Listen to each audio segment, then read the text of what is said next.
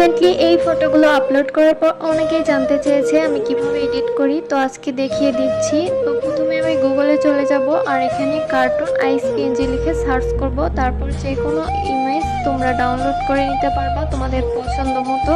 আমি এখান থেকে 2টা ডাউনলোড করে নিচ্ছি, যেহেতু আমার আগে থেকে অনেকগুলো ডাউনলোড করা আছে। তোমাদেরকে দেখানোর জন্য আমি 2টা ডাউনলোড করে নিলাম।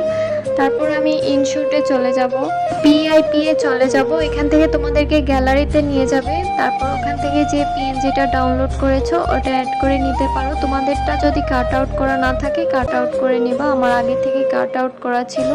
তারপর এটাও দেখিয়ে দিলাম যে ডুডলস অপশন আছে, এখান থেকে এই ডট ডটগুলো দিতে পারো। এখান থেকে ছবিটা জুম করে নিবা। তারপর দিয়ে এই কাজটা কিন্তু একটু আস্তে করতে হবে, একটু ধৈর্য সহকারে করতে হবে, না হলে বাঁকা হয়ে গেলে আর দেখতে ভালো লাগে না।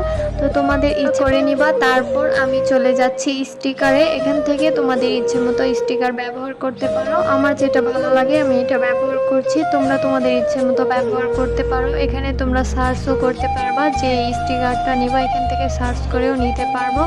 আমি আসলে আমার ইচ্ছে মতো করছি, তোমরা তোমাদের ইচ্ছে মতো করবে। এখান থেকে আমি আরেকটা স্টিকার ব্যবহার করছি, এখান থেকে তোমরা ছোট বড় করে নিতে পারো, জায়গা মতো অ্যাড করে নিবা। আমি কিন্তু খুব সহজভাবে বলার চেষ্টা করেছি, এরপরেও যদি কেউ বুঝতে না পারো অবশ্যই কিন্তু আমাকে কমেন্ট করে জানাতে ভুলবে না। এই তো আমার ফটোর ফাইনাল লুক কেমন হয়েছে অবশ্যই জানাবে।